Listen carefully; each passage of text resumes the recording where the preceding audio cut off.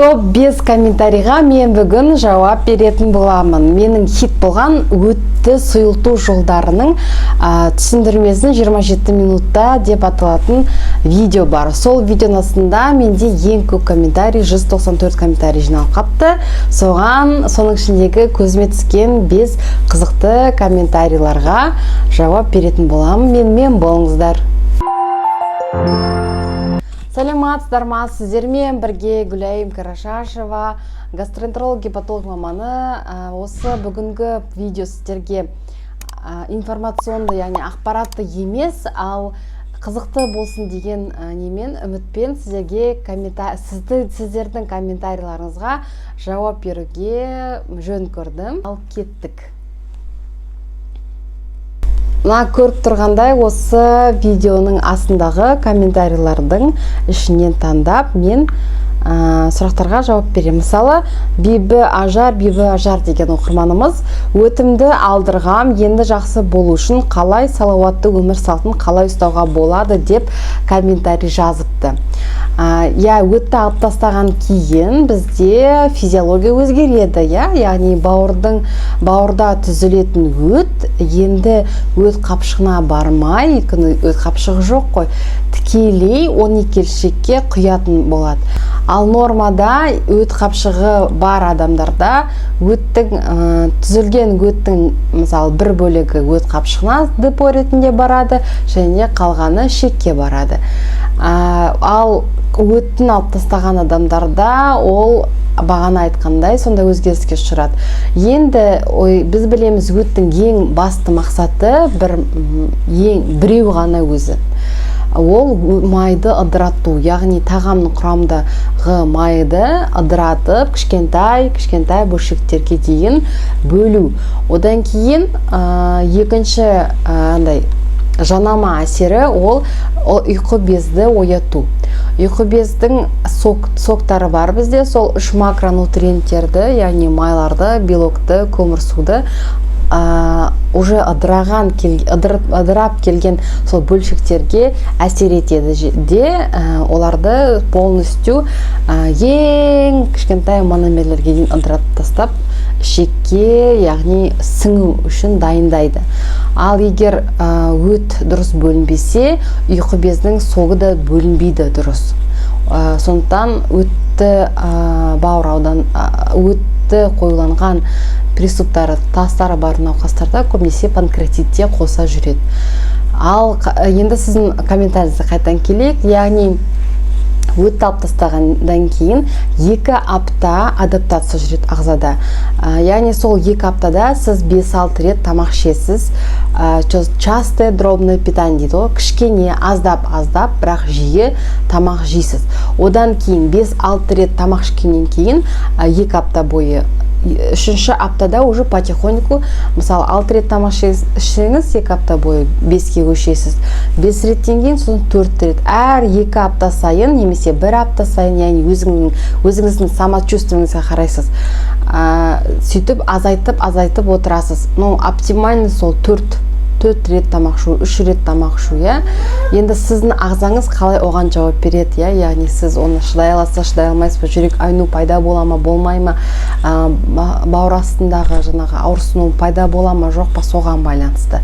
Және де екінші нәрсе ол майлы тамаққа байланысты. Май керек өтке, ол майды мүлдем шектеуге болмайды. Бірақ майдың орнына мысалы пайдалы майлар жейміз, андай құйрық майы, немесе қуырылған майға қатты шыжырылған тамақты жемейміз, яғни біз аздан бірақ май құрамында болу керек. Оның ішінде пайдалы майлар ол авокадо, балықтың майы, сосын балықтың өзіндегі ішінде құрамдағы майы, сосын оливковое масло, льняное масло, сосын жаңғақтар.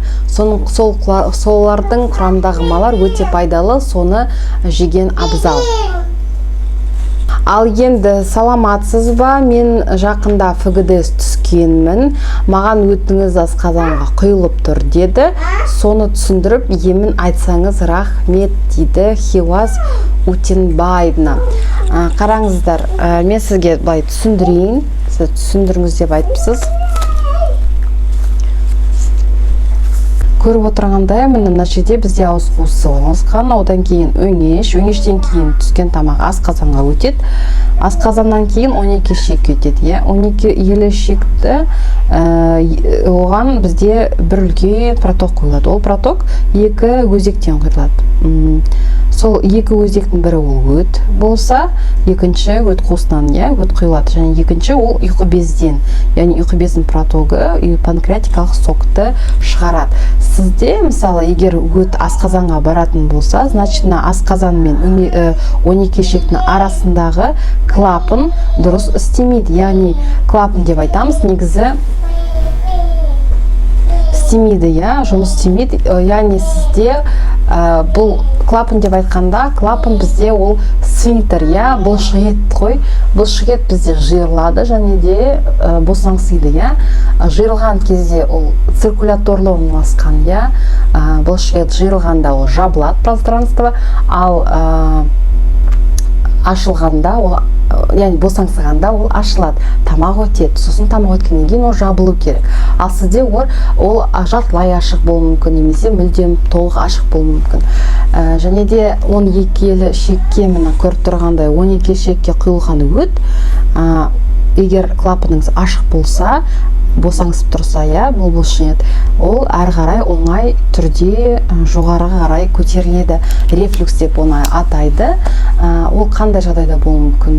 Ол сіз, мысалы, тамақтан кейін, тамақ ішкеннен кейін отырып жатсаңыз сразу, немесе тамақ ішкеннен кейін сразу физкультурамен, немесе ауыр көтерсеңіз, немесе наклондар жасасаңыз, сразу пол жуып кетсеңіз, ол да осындай неге алып келеді. Яғни, немесе береміз, яғни іш қуысында қысым көтерілгенде, ол жүктілік кезінде, немесе семіздік кезінде давление жоғарылайды, сонда сол бұлшық еттің босаңсуына алып келеді. Одан кофе да осындай әсер етеді. Осы газдар, газировкалар, шоколад, ащы тағамдар да осындай әсерге алып келуі мүмкін. Егер сондай ұзақ уақыт болса, осыларды істесеңіз, сол кезде осындай кері әсерін тигізіп, өт жоғарыға көтеріледі. Бұл кезде біз не істейміз? Клапанның жұмысын реттейміз.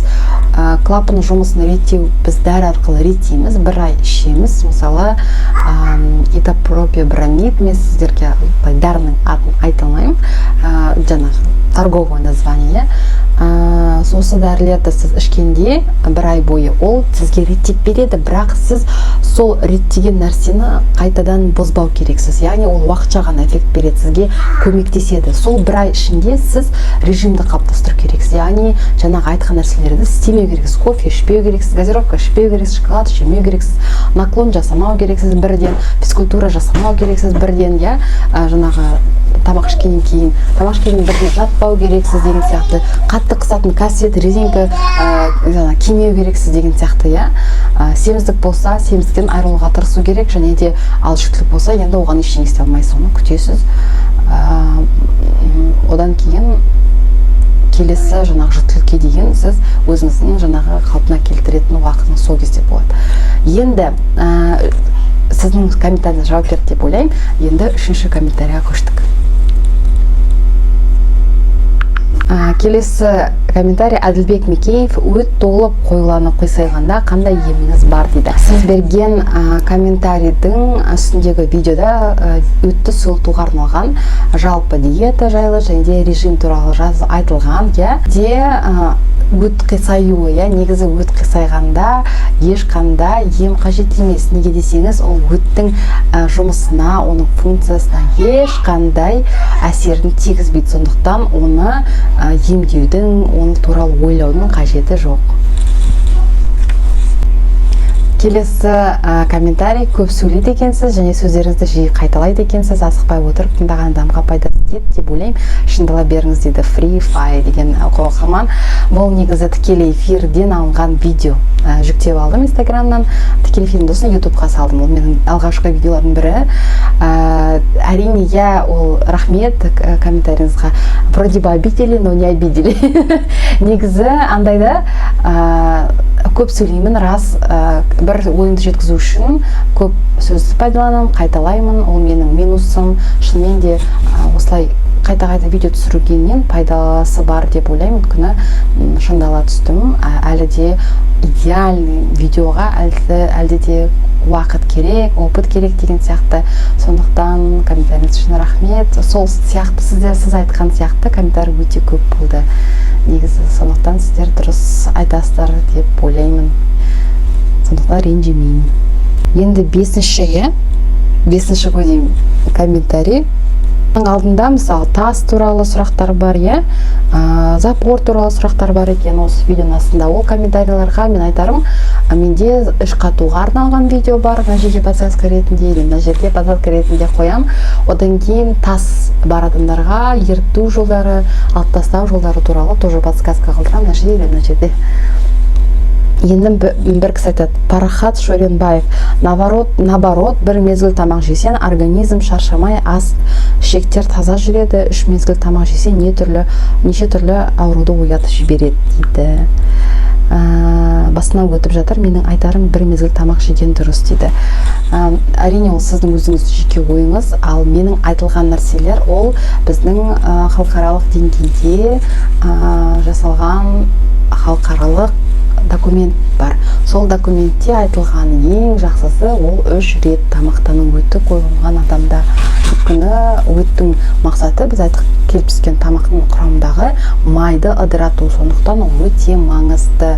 Тағы бір комментарийға айтып кетейін, маған ұнап қалды бұл. Сіздерге комментарийға жауап беру. Полип, орда дейді. Сәлем, өттегі полипті қалай жоямыз, дейді. Осы полип туралы мен Құдай қаласа видео шығарамын обязательно. Өйткені өте өзекті мәселе болып тұр. Көп қазір сұранысқа ие болып жүр. Көз алдына түсе береді сол полип туралы. Сондықтан сіздерге келесі видео полип туралы болады, күтіңіздер. Маған плюс қоя салыңыздар комментарий, кім полипке видео голосовать етеді, яғни видео шығарыңыз десеңіздер, плюс немесе полип деп жаза кетіңіздер. Одан басқа 5-тен асырмай қояйын. Одан басқа менде Алла риза болсын, жақсы түсіндіресіз, қазақшаңыз жақсы екен, бәрін түсіндім, рахмет, Алла разы болсын деп көп рахметін айтып жатқан, алғысын білдіріп жатқан оқырмандарым көп екен. Сондықтан көп рахмет сіздерге. Өйткені мен үшін әр оқырман өте маңызды. Онда сау болыңыздар. Тағы осындай рубрика сіздерге ұнаса, комментарийіңізге жауап беретін, онда маған комментарийға соны міндетті түрде жазып кетіңіз, мен білетін болайын. Жақсы ма? Сау болыңыздар.